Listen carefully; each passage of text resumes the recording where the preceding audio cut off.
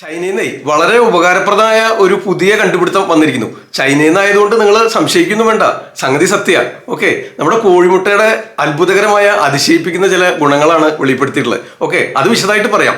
അപ്പൊ അതിനു മുമ്പ് നമ്മൾ ആയുർവേദമായിട്ട് കോഴിമുട്ടയ്ക്കുള്ളൊരു ബന്ധം, കോഴിമുട്ട കഴിക്കരുതെന്ന് പലപ്പോഴും ഞാൻ പല രോഗികളോടും നിർദ്ദേശിക്കാറുണ്ട്, നമ്മളെ കാണാൻ വരുന്ന പല പേഷ്യൻസിനോടും. അപ്പൊ അതെന്താണ് അതിന്റെ രത്നചുരുക്കം, എന്തുകൊണ്ടാണ് വേണ്ടാന്ന് പറയുന്നതെന്ന് ആദ്യം പറയാം. അത് കഴിഞ്ഞിട്ട് ഇതിന്റെ ഗുണങ്ങളിലേക്ക് കിടക്കാം, അതല്ലേ നല്ലത്. ഓക്കെ, അപ്പൊ കോഴിമുട്ടയ്ക്ക് ഒരുപാട് ഗുണങ്ങളുണ്ട്, ഒരുപാട് കണ്ടീഷൻസിൽ അത് പ്രയോഗിക്കാവുന്നതാണ്. എന്താണെന്ന് വെച്ച് കഴിഞ്ഞാൽ പ്രകൃതിദത്തമായ ഒരു ജീവൻ ഉരുവാകുന്ന ഒരു സംഗതിയാണല്ലോ. അപ്പൊ അതിന് വേണ്ടതെല്ലാം അതിൽ അടങ്ങിയിട്ടുണ്ടാവും. അതിന്റെ യോക്കൊക്കെ വളരെ റിച്ച് ആണ്. നമ്മൾ സ്പ്ലിറ്റ് ചെയ്ത് രണ്ടായിട്ട് കഴിക്കുന്നത് ഉത്തമമല്ല. അതൊരു ഹോൾ എഗ് പൂർണ്ണമായിട്ട് അതിന്റെ വൈറ്റും യെല്ലോ എല്ലാം കൂടി ചേർത്ത് കഴിക്കുമ്പോഴേ അതിന്റെ ഗുണദോഷങ്ങൾ, എന്തെങ്കിലും ദോഷങ്ങൾ അതിലുണ്ടെങ്കിൽ അതിനെ കോമ്പൻസേറ്റ് ചെയ്യാൻ വേണ്ടതായ ഗുണമായിട്ടുള്ള ഭാഗങ്ങൾ മറ്റേ പാർട്ടിലായിരിക്കും. അപ്പൊ അത് രണ്ടും കൂടെ വരുമ്പോഴേ അത് ബാലൻസ്ഡ് ആവുള്ളൂ. അപ്പൊ അതുകൊണ്ട് ഏതെങ്കിലും ഒന്ന് മാത്രം കഴിക്കുക എന്നുള്ളൊരു തിയറി നമുക്കൊരു ആയുർവേദ കാഴ്ചപ്പാടിലൂടെ കാണുമ്പോൾ അത് ശരിയല്ല. അപ്പൊ അതുപോലെ ആ റിച്ച് യോക്കായിട്ടുള്ള ഒരു ജീവൻ ഉരുവാകുന്ന ആ ഒരു സംഗതി വളരെ ജീവനീയമാണ്, വളരെ ഉത്തമമായ ഒരുപാട് ഗുണങ്ങളുണ്ട്. പക്ഷെ ആയുർവേദ മരുന്നുകൾ നമ്മൾ പ്രിസ്ക്രൈബ് ചെയ്യുമ്പോൾ നമ്മുടെ അടുത്ത് വരുന്ന രോഗികളോട് ഇത് പലപ്പോഴും, നിങ്ങൾ പല രോഗികൾ പരസ്പരം സംസാരിക്കുകയാണെങ്കിൽ മനസ്സിലാവും, ഞാൻ പലപ്പോഴും കോഴിമുട്ട വേണ്ട എന്ന് പറയാറുണ്ട്. അപ്പൊ അത് എന്തുകൊണ്ടാണെന്ന് ആദ്യം വിശദമായിട്ട് പറയാം, ശ്രദ്ധിച്ച് കേൾക്കുക. ഓക്കെ, ഈ ചാനൽ സബ്സ്ക്രൈബ് ചെയ്തിട്ടില്ലെങ്കിൽ സബ്സ്ക്രൈബ് ചെയ്തോ. അപ്പൊ അതായത് കോഴിമുട്ടയുടെ ഗുണങ്ങൾ എന്ന് പറഞ്ഞാൽ കോഴിമുട്ട പൊതുവെ ഉഷ്ണാണ്, നല്ല ചൂടാണ്. അപ്പൊ ചൂടായതുകൊണ്ട് എന്താ കുഴപ്പം, നമുക്ക് തണുപ്പുള്ള സംഗതികളിൽ അപ്ലൈ ചെയ്യാലോ.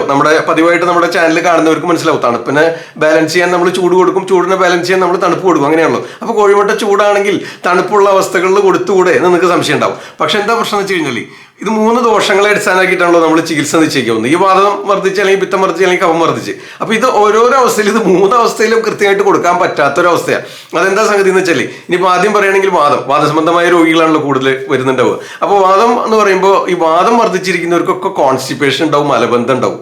ഓക്കെ, ചിലപ്പോൾ ഒട്ടുമിക്ക കേസുകളിലും അതിനോടനുബന്ധിച്ച് ചെറുതായിട്ട് പൈൽസ്, ഇന്റേണൽ പൈൽസോ ബ്ലീഡിങ് പൈൽസോ അതല്ലെങ്കിൽ ഫിഷറോ അങ്ങനെ എന്തെങ്കിലും പ്രോബ്ലംസ് ഉണ്ടാവും. അപ്പോൾ ആ എലിമിനേഷൻ, നമ്മുടെ ആ വേസ്റ്റ് ശരീരത്തിൽ നിന്ന് എലിമിനേറ്റ് ചെയ്യുന്ന ആ പ്രോസസ്സ് പൊതുവേ സ്ലോ ആയിരിക്കും. അതിൻ്റെ കൂടെ ഈ വാദം വർദ്ധിച്ച് കോപിച്ച് രൂക്ഷത വർദ്ധിച്ചിട്ട് ആ മലശോധന കൃത്യമായിട്ട് നടക്കാത്ത അവസ്ഥയുണ്ടാവും. ആമാശയത്തിനകത്തൊക്കെ രൂക്ഷത വർദ്ധിച്ചിട്ടേ. അപ്പോൾ വാദം വർദ്ധിച്ച കേസുകളിൽ നമുക്ക് ഈ മലബന്ധം അതുപോലെ പൈൽസ് ഒക്കെ ഉണ്ടാകുമ്പോൾ, പൈൽസ് അല്ലെങ്കിൽ ഫിഷറായാലും ഉണ്ടാകുമ്പോൾ, അതിപ്പോൾ ഇന്റേണൽ പൈൽസ് ആയാലും ബ്ലീഡിങ് പൈൽസ് ആയാലും എക്സ്റ്റേണൽ പൈൽസ് ആയാലും ഒക്കെ നമ്മൾ കോഴിമുട്ട വേണ്ടെന്ന് പറയും. ഓക്കെ, അപ്പൊ അതെന്താണ് കാരണം എന്ന് വെച്ച് കഴിഞ്ഞാൽ ഇത് ചൂട് കൂടുമ്പോൾ ഈ പിത്തം വർദ്ധിച്ചിട്ട് പൈൽസിന്റെ ബുദ്ധിമുട്ട് കൂടും, അപ്പൊ കോൺസ്റ്റിപ്പേഷൻ കൂടും. ഓക്കെ, അപ്പൊ വീണ്ടും പ്രശ്നമായി. അതുപോലെ ഈ വാദം വർദ്ധിച്ച് മലബന്ധം ഉണ്ടാവും. മലശോധന കൃത്യമായിട്ട് നടന്നാൽ മാത്രമല്ല നമുക്ക് ദഹനശക്തി ഉണ്ടാക്കിയെടുക്കാനും അഗ്നിദീപ്തി ഉണ്ടാക്കാനും അതുവഴി നമ്മൾ കഴിക്കുന്ന ഭക്ഷണവും ഔഷധങ്ങളും ശരിയാവണ്ണം ദഹിച്ച് ശരീരത്തിലേക്ക് ആഗിരണം ചെയ്ത് വേണ്ടതായ ഒരു റിസൾട്ട് ഉണ്ടാക്കിയെടുക്കാൻ പറ്റുള്ളൂ. അപ്പൊ അതിന്റെ ആദ്യ പടി എന്ന് പറഞ്ഞു കഴിഞ്ഞാൽ ശോധന കറക്റ്റ് ആവണം. അപ്പൊ ഈ ചൂട് കൂടുതലുള്ള മുട്ട കഴിച്ചു കഴിയുമ്പോൾ, കോഴിമുട്ട കഴിച്ചു കഴിഞ്ഞാൽ നമുക്ക് ഈ മലബന്ധം ഉണ്ടാവും. വാദം വർദ്ധിച്ചുള്ള രോഗികളിലും ഈ മലബന്ധം കൂടിക്കഴിഞ്ഞാൽ വാതരോഗം വർദ്ധിക്കും. അതൊന്നാമത്തെ സംഗതി. രണ്ടാമത്തെ സംഗതി എന്ന് പറഞ്ഞു കഴിഞ്ഞാൽ വാദം വർദ്ധിച്ചിരിക്കുന്നവർക്ക് അഗ്നിബലം പൊതുവെ കുറവായിരിക്കും. ഇത് കോഴിമുട്ടയാണെങ്കിൽ വളരെ റിച്ച് യോക്കും വളരെ റിച്ച് ആയിട്ടുള്ള സംഗതിയാണ്. അപ്പോൾ ഈ അഗ്നിമാന്ദ്യമുള്ള സമയത്ത് അഗ്നിബലം, ഡൈജസ്റ്റീവ് പവർ, ദഹനരസങ്ങൾ കൃത്യമായിട്ട് ഇല്ലാത്തൊരവസ്ഥയിൽ ഇതുപോലെ കൂടുതൽ ദഹിക്കാൻ പ്രയാസമുള്ള ഒരു സംഗതി കോഴിമുട്ട കൊടുത്താൽ അത് വീണ്ടും പ്രശ്നമായി. ആ കോൺസ്റ്റിപ്പേഷനും മലബന്ധവും ഇൻഡൈജഷനും അതൊക്കെ പിന്നെയും കൂട്ടും. പ്രയാസങ്ങൾ, ഗ്യാസ് ട്രബിൾ ഒക്കെ വീണ്ടും കൂട്ടും. അപ്പോൾ ആ അവസ്ഥയിലും നമ്മുടെ മരുന്നുകൾ പ്രവർത്തിക്കാതെ വരും. അപ്പോൾ അതുകൊണ്ട് വാദവികാരങ്ങളിൽ വാദം വർദ്ധിച്ചുണ്ടാകുന്ന, അതുപോലെ റൊമാറ്റിസവുമായിട്ട് ബന്ധപ്പെട്ടുണ്ടാകുന്ന, അല്ലെങ്കിൽ ഇപ്പോൾ ഇൻഡൈജഷനോ കോൺസ്റ്റിപ്പേഷനോ പൈൽസോ ആയിട്ട് വരുന്ന രോഗികളോട് കോഴിമുട്ട കഴിക്കേണ്ടെന്ന് പറയും.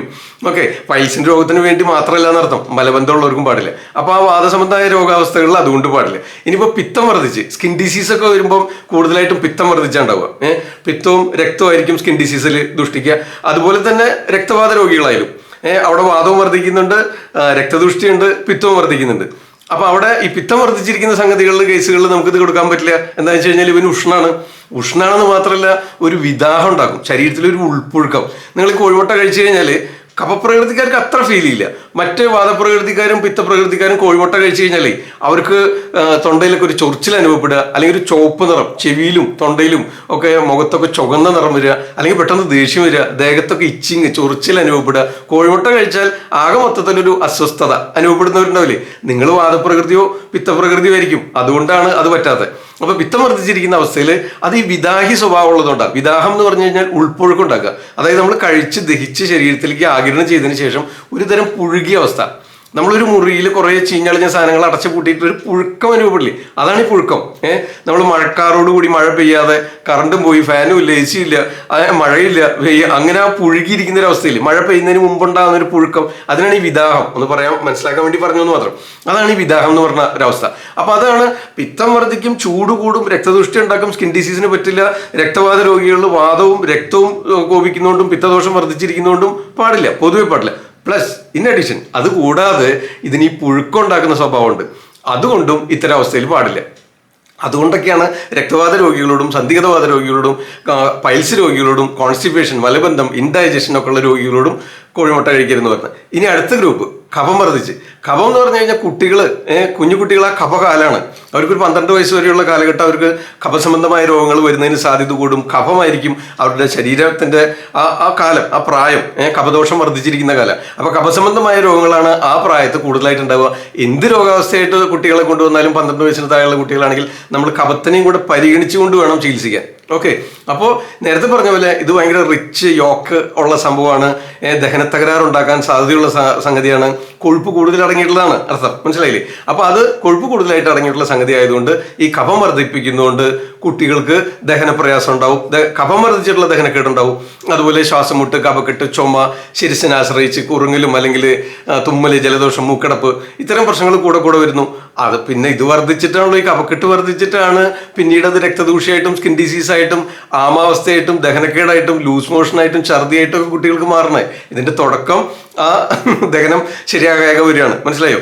അപ്പോൾ അത്തരം അവസ്ഥയിൽ ഈ അഗ്നിമാന്ദ്യം ഉണ്ടാക്കുന്ന ഹെവി ആയിട്ടുള്ള ദഹിക്കാൻ പ്രയാസമുള്ള കഫക്കെട്ട് ഉണ്ടാക്കുന്ന കോഴിമുട്ട പതിവായിട്ട് കൊടുത്തു കഴിഞ്ഞാൽ ഈ പ്രശ്നങ്ങളൊക്കെ ഉണ്ടാകും, മനസ്സിലായോ? അപ്പൊ അതുകൊണ്ടാണ് കുട്ടികളായിട്ട് വരുന്ന അമ്മമാരോട് കോഴിമുട്ട വേണ്ട എന്ന് പറഞ്ഞു കഴിഞ്ഞാൽ, ഡോക്ടറെ ഞാൻ നെറ്റിൽ വായിച്ചു, മറ്റൊരു ഡോക്ടർ സജസ്റ്റ് ചെയ്തു, മോഡേൺ അല്ലെങ്കിൽ ഒരു അലോപ്പതി ഡോക്ടറായിരിക്കും മദർ, അപ്പൊ അവരെ കൺവിൻസ് ചെയ്യാൻ വലിയ പാടാണ്. എന്താണെന്ന് വെച്ച് കഴിഞ്ഞാൽ അവര് നെറ്റിൽ അല്ലെങ്കിൽ ടെക്സ്റ്റുകളിൽ പഠിച്ചിട്ട് ഇതിന്റെ കംപ്ലീറ്റ് ഇൻഗ്രീഡിയൻസ്, കണ്ടൻസ്, അതിലെ വൈറ്റമിൻസ്, അതിന്റെ ക്വാളിറ്റീസ് എല്ലാം പറയുന്നത് പൂർണ്ണമായിട്ടും ശരിയാണ്, സത്യമാണ്. ഓക്കെ, പക്ഷെ ദഹനക്കേട് ഉണ്ടാക്കും, കഫക്കെട്ട് ഉണ്ടാക്കും, അതുവഴി ആമാവസ്ഥ ഉണ്ടാക്കും, ലൂസ് മോഷനോ ഛർദിയോ സ്കിൻ ഡിസീസോ ഉണ്ടാക്കും കുട്ടികൾ കഴിച്ചു കഴിഞ്ഞാൽ, പതിവായിട്ട് കഴിച്ചു കഴിഞ്ഞാൽ. ഓക്കെ, അപ്പൊ അതുകൊണ്ടാണ് ഇത്തരം രോഗികളോട് കോഴിമുട്ട പതിവായിട്ട് കഴിക്കരുതെന്ന് നമ്മൾ പറയാറുള്ളത്. ഓക്കെ, വ്യക്തമായിട്ട് മനസ്സിലാകാനുണ്ടാവുന്ന വിചാരിക്കുന്നു. എന്തെങ്കിലും സംശയം ഉണ്ടെങ്കിൽ ആദ്യം തൊട്ട് ഒന്നും കൂടി ആവർത്തിക്കാണ്, വളരെ പ്രധാനപ്പെട്ടതാണ്.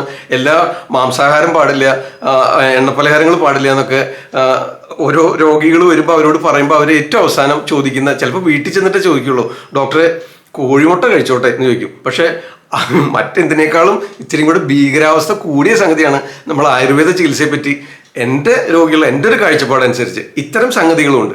ഇത് ശരിയാണെന്നോ അല്ലെങ്കിൽ ഇത് കുഴപ്പമില്ല എന്നൊക്കെ പറയുന്ന മറ്റു ചിന്തകൾ ധാരാളം ഉണ്ടാവും, മനസ്സിലായോ? പക്ഷെ എൻ്റെ ഒരു നിഗമനം, എൻ്റെ ഗുരുഭൂതന്മാരുടെ അനുഭവത്തിൽ നിന്ന് അവർ പറഞ്ഞു കേട്ട് അറിവ് വെച്ച് ഇത് വിദാഹം ഉണ്ടാക്കുന്ന സംഗതിയാണ്. വാദം വർദ്ധിച്ചുള്ള ഒരവസ്ഥയിലും കഫം വർദ്ധിച്ചുണ്ടാകുന്ന അവസ്ഥയിലും പിത്തം വർദ്ധിച്ചുണ്ടാകുന്നതിലും രക്തദൂഷ്യത്തിലും ആസ്മയിലും കഫക്കെട്ടിലും പൈൽസിലും വാതരോഗങ്ങളിലും ഒന്നും ഇത് കഴിക്കാൻ പാടില്ല. അപ്പൊ യാതൊരു രോഗാവസ്ഥകളും ഇല്ലാത്ത പൂർണ്ണ ആരോഗ്യവാനായ ഒരാൾ കഴിച്ചോ, ഒരു പ്രശ്നമില്ല, മനസ്സിലായോ? അതാണ് ഉദ്ദേശിച്ചത്. അല്ലാണ്ട് ആയുർവേദവും കോഴിമുട്ടയും തമ്മിൽ യാതൊരു ശത്രുതയില്ല, എനിക്കുമില്ല. ഓക്കെ, ഇത്തരം രോഗാവസ്ഥകളായിട്ട് വരുന്നവരോട് കഴിക്കരുതെന്ന് പറയണമെന്ന് മാത്രം. ഓക്കെ, ഇനിയിപ്പോ നമുക്ക് അടുത്തായിട്ട് ചൈനയിലേക്ക് എന്താണ് അവരിപ്പോൾ റീസെന്റ് ആയിട്ട് കണ്ടുപിടിച്ചത്, അതിന്റെ ചിന്തകൾ, അതിന്റെ ഗുണങ്ങൾ എന്താണെന്ന് പറയാം. ഓക്കെ, അതിന്റെ ഒരു ചരിത്രവും പറയാം. അപ്പൊ അത് നമ്മൾ പലരും മനസ്സിലാക്കിയിട്ടുള്ള ഒരു സംഗതിയുണ്ട്. പണ്ട് കാലം തൊട്ട് കോഴിമുട്ട കൊളസ്ട്രോൾ കൂട്ടും, ഹൈ കൊളസ്ട്രോൾ ആണ്, കൊളസ്ട്രോൾ ഉള്ള ഒരു കോഴിമുട്ട കഴിക്കരുത്, ഇങ്ങനെയൊക്കെ പണ്ട് കാലത്ത് ഒരു 10-20 വർഷം മുമ്പ് കണ്ടുപിടിക്കുകയും അത് ധാരാളം പ്രചരിപ്പിക്കുകയും ചെയ്തുകൊണ്ട് അതെല്ലാവരുടെയും മനസ്സിൽ ഇപ്പോഴും പതിഞ്ഞു കിടക്കുക. ഓക്കെ, അപ്പൊ അതുകൊണ്ട് കൊളസ്ട്രോൾ ഉള്ള ഒരു കോഴിമുട്ട കഴിക്കരുത് പൊതുവെ ധാരണയാണ്, സത്യവുമാണ്. ഓക്കെ, അപ്പൊ എന്നാൽ റീസെന്റ് ഡെവലപ്മെന്റ് ഈ അടുത്ത കാലത്ത് ചൈനയിൽ ബെയ്ജിങ്ങിൽ ഒരു യൂണിവേഴ്സിറ്റിയിൽ നടത്തിയ പഠനങ്ങളിൽ അവരനേകം വ്യക്തികളിൽ പരീക്ഷിച്ചതിൽ ഉണ്ടായ ചില കണ്ടുപിടുത്തങ്ങളും അതുവഴി ഉരുത്തിരിഞ്ഞ ചില ചിന്തകളുമാണ് ഇനി ഇവിടെ പങ്കുവയ്ക്കാൻ പോകുന്നത്. ചാനൽ സബ്സ്ക്രൈബ് ചെയ്തിട്ടില്ലെങ്കിൽ സബ്സ്ക്രൈബ് ചെയ്യാം, ഒന്ന് ലൈക്ക് ചെയ്തോ, ലാസ്റ്റ് എല്ലാവരും ഷെയർ ചെയ്ത് കൊടുത്തോളൂ, എല്ലാവരും കണ്ടു കഴിഞ്ഞിട്ട് കേട്ടോ. ഓക്കെ, അപ്പോൾ നമുക്ക് അതിലേക്ക് വരാം. അതായത് കോഴിമുട്ട ധാരാളം വൈറ്റമിൻസ് അടങ്ങിയിട്ടുണ്ട്. വൈറ്റമിൻ എ ഉണ്ട്, വൈറ്റമിൻ ഇ ഉണ്ട്, വൈറ്റമിൻ B12 ഉണ്ട്, വൈറ്റമിൻ B6 ഉണ്ട്. ഓക്കെ, പോരാത്തതിന് omega-3 ഫാറ്റി ആസിഡും അടങ്ങിയിട്ടുണ്ട്. ഓക്കെ, അപ്പോൾ അത് മാത്രമല്ല ശരീരത്തിന് ആവശ്യമായിട്ടുള്ള എല്ലാ ന്യൂട്രിയൻസും അടങ്ങിയിട്ടുള്ള, എങ്ങനെയില്ലാതിരിക്കുക, മറ്റൊരു ജീവൻ ഉരുത്തിരിയുന്ന ആ ഒരു സംഗതി മുഴുവൻ അതിലുണ്ട് അടങ്ങിയിട്ടുണ്ട്. പക്ഷെ അത് മൊത്തമായിട്ട് കഴിക്കണം. അതിൽ ഏതെങ്കിലും ഒരു ഐറ്റം മാത്രം, ഒരു പാർട്ട് മാത്രം, യെല്ലോ മാത്രം, വൈറ്റ് മാത്രം, അങ്ങനെയൊന്നും ചെയ്യരുത്. അതിൽ ധാരാളം പ്രോട്ടീൻ ഉണ്ട്, മനസ്സിലായോ? അപ്പോൾ ഈ വെയിറ്റ് മാനേജ്മെന്റ്, വെയിറ്റ് റിഡക്ഷനായിട്ട് നിങ്ങൾ ഫാസ്റ്റിങ്ങോ അല്ലെങ്കിൽ വെയിറ്റ് ഡയറ്റിംഗ് പ്രോഗ്രാംസിലൊക്കെ പോകുമ്പോൾ നിങ്ങൾക്ക് മറ്റ് കുറേ ആവശ്യ സംഗതികൾ കട്ട് ചെയ്യുമല്ലോ. അപ്പോൾ അതിനെ സബ്സ്റ്റിറ്റ്യൂട്ട് ചെയ്യാനായിട്ട്, കോമ്പൻസേറ്റ് ചെയ്യാനായിട്ട് കോഴിമുട്ടയൊക്കെ കഴിക്കാൻ നിർദ്ദേശിക്കാറുണ്ട്. ഓക്കെ, ഡയറ്റീഷ്യന്മാർ പറയാറുണ്ട്. അപ്പോൾ അത് എന്തുകൊണ്ടാണെന്ന് വെച്ച് കഴിഞ്ഞാൽ ഈ വൈറ്റമിൻ എയും vitamin ഇയും vitamin B1 vitamin B6 അതുപോലെ vitamin B12 omega-3 fatty acids, ഇത്രയും സംഗതികൾ ഇതിൽ അടങ്ങിയിട്ടുണ്ട്. പ്രോട്ടീൻസ് ധാരാളമായിട്ടുണ്ട്. അതുകൊണ്ടാണ് അവർ ഇത് നിർദ്ദേശിക്കുന്നത്. ഓക്കെ, പിന്നെ കൊളസ്ട്രോൾ വളരെ കൂട്ടും കൊളസ്ട്രോൾ ഉള്ളവർ കഴിക്കരുത് എന്നുള്ളൊരു ധാരണ മുൻപേ ഉണ്ട്, ശരിയാണ്. പക്ഷേ അതിനുശേഷം വന്ന പഠനങ്ങളിൽ ഗുഡ് കൊളസ്ട്രോൾ, ബാഡ് കൊളസ്ട്രോൾ, അതായത് ഹൈ ഡെൻസിറ്റി ലിപ്പിഡ് പ്രോട്ടീൻ, അതുപോലെ ലോ ഡെൻസിറ്റി ലിപ്പിഡ് പ്രോട്ടീൻ, അങ്ങനെ രണ്ട് രീതിയിൽ ആയിട്ട് തരംതിരിക്കപ്പെട്ടു. നല്ല കൊളസ്ട്രോളും ചീത്ത കൊളസ്ട്രോളും, HDL കൊളസ്ട്രോൾ, LDL കൊളസ്ട്രോൾ. നിങ്ങൾ ബ്ലഡ് ടെസ്റ്റ് ഒക്കെ റിപ്പോർട്ട് കാണുമ്പോൾ കണ്ടിട്ടുണ്ടാവില്ലേ HDL കൊളസ്ട്രോളും LDL കൊളസ്ട്രോളും. അതിൽ ഈ HDL കൊളസ്ട്രോൾ ആണ് അത്ര ഇതിൽ കൂടുതലായിട്ടുള്ളത്, മനസ്സിലായോ? കോഴിമുട്ടയിൽ ധാരാളമായിട്ടുള്ളത് HDL കൊളസ്ട്രോളാണ്. ഓക്കെ, LDL കൊളസ്ട്രോളും ഉണ്ട്. പക്ഷേ ഈ LDL കൊളസ്ട്രോൾ ആണ് നമ്മുടെ ഹൃദയത്തിന്റെ ആരോഗ്യത്തിന് ഭീതിജനകമായിട്ടുള്ള സംഗതികൾ. ആ ഹൃദയത്തിന്റെ ആ രക്തക്കൊഴലുകൾ അടിഞ്ഞുകൂടുക, എന്നിട്ട് ഹാർട്ട് ബ്ലോക്കുകൾ ഉണ്ടാക്കുക, അതുപോലെ സ്ട്രോക്കിനുള്ള സാധ്യത കൂടുതൽ. ഇതെല്ലാം ഈ LDL കൊളസ്ട്രോൾ ആണ് വില്ലൻ. ഓക്കെ, അപ്പോൾ ഈ കോഴിമുട്ടയെ സംബന്ധിച്ച് HDL രണ്ടും ഉണ്ട്, പക്ഷെ HDL കൊളസ്ട്രോൾ വളരെ കൂടുതലാണ്, മനസ്സിലായോ? അപ്പൊ അത് കൂടും തോറും ഈ LDL കൊളസ്ട്രോളിന്റെ കൊണ്ടുണ്ടാവുന്ന ദോഷങ്ങളെ പരിഹരിക്കുന്ന പറയപ്പെടുന്നത്. ഓക്കെ, അപ്പോൾ പതിവായിട്ട് ഡെയിലി ഒരെണ്ണത്തിൽ കൂടുതൽ കഴിക്കരുത്.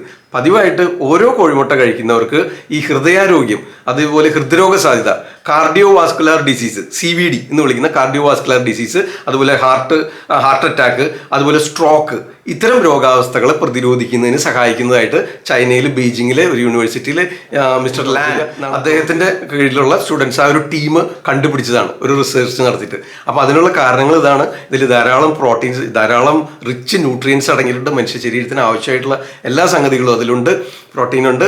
അതുപോലെ ഈ HDL കൊളസ്ട്രോൾ, ഗുഡ് കൊളസ്ട്രോൾ ധാരാളം ഉള്ളതുകൊണ്ട് അത് കൂടുതലാകുമ്പം ഈ LDL കൊളസ്ട്രോൾ കൊണ്ട് ഉണ്ടാകുന്ന ദോഷത്തെ ഹൃദയത്തിൽ മാറ്റിത്തരുന്നു, മനസ്സിലായോ? അപ്പൊ അങ്ങനെ ഹൃദ്രോഗ സാധ്യത കുറയ്ക്കുന്നു, ഒപ്പം തന്നെ നമ്മുടെ തലച്ചോറിന്റെ പ്രവർത്തനത്തെ സുഗമമാക്കുന്നു, സ്ട്രോക്കിനെ തടയുന്നു, മെമ്മറി പവർ കൂട്ടുന്നു, മെമ്മറി വർദ്ധിക്കാനായിട്ട് സഹായിക്കുന്നുണ്ടെന്നാണ് പറഞ്ഞത്. ഓക്കെ, പതിവായിട്ട് ഒരു കോഴിമുട്ട കഴിച്ചാൽ.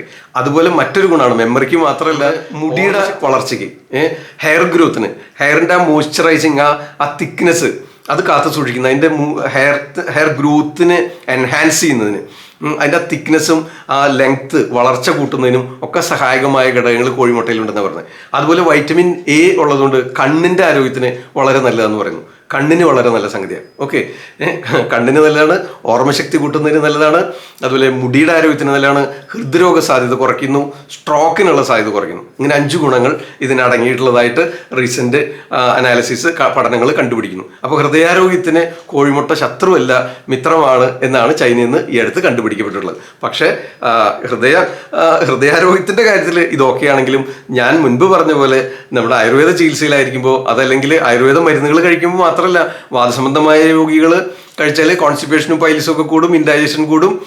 പിത്തപ്രധാനമായിട്ടുള്ള രോഗികൾ കഴിച്ചു കഴിഞ്ഞാൽ രക്തദൂഷ്ടി ഉണ്ടാവും, അതുപോലെ രക്തവാതം കൂടും, അതുപോലെ സ്കിൻ ഡിസീസ് കൂടും.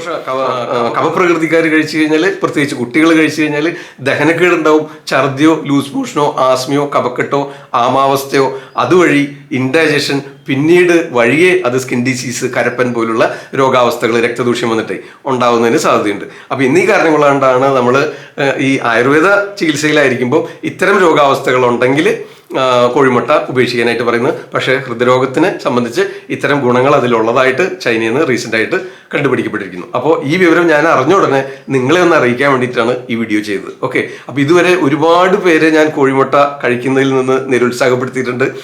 അവർ കൃത്യമായിട്ട് അവർക്കും കൂടെ ഉപകാരപ്പെടാൻ വേണ്ടിയിട്ടാണ് ഈ കാര്യം പറഞ്ഞിട്ടുള്ളത്. ഓക്കെ, അപ്പോൾ വീഡിയോ ഇഷ്ടമായെന്ന് വിചാരിക്കുന്നു. എന്തെങ്കിലും സംശയം ഉണ്ടെങ്കിൽ ആവർത്തിച്ച് കാണാൻ എല്ലാ ഗ്രൂപ്പുകളിലും എല്ലാവർക്കും ഷെയർ ചെയ്ത് കൊടുക്കുക. ചാനൽ ഇതുവരെ സബ്സ്ക്രൈബ് ചെയ്യാത്തവർ ആരെങ്കിലും വീഡിയോ കാണുന്നുണ്ടെങ്കിൽ താഴെയുള്ള റെഡ് സബ്സ്ക്രൈബ് ബട്ടൺ പ്രസ് ചെയ്യുക. തൊട്ടടുത്ത് വരുന്ന bell icon all notification enable ചെയ്താൽ മാത്രമേ നമ്മൾ ഡെയിലി പോസ്റ്റ് ചെയ്യുമ്പോൾ അതിന്റെ നോട്ടിഫിക്കേഷൻ നിങ്ങൾക്ക് കിട്ടുള്ളൂ. ഡെയിലി രാത്രി 9 മണിക്ക് നമ്മുടെ വീഡിയോ ഉണ്ട്. എന്തെങ്കിലും കമന്റുകളോ നിർദ്ദേശങ്ങളോ പറയാനുണ്ടെങ്കിൽ താഴെ കമന്റ് ബോക്സിൽ രേഖപ്പെടുത്തണം എന്ന് ഓർമ്മിച്ചുകൊണ്ട് നിർത്തട്ടെ. നന്ദി, നമസ്കാരം. ഞാൻ ഡോക്ടർ എക്സേവിയർ. നാളെ രാത്രി 9 മണിക്ക് വീണ്ടും കാണാം. ആദ്യം ആയുർവേദം.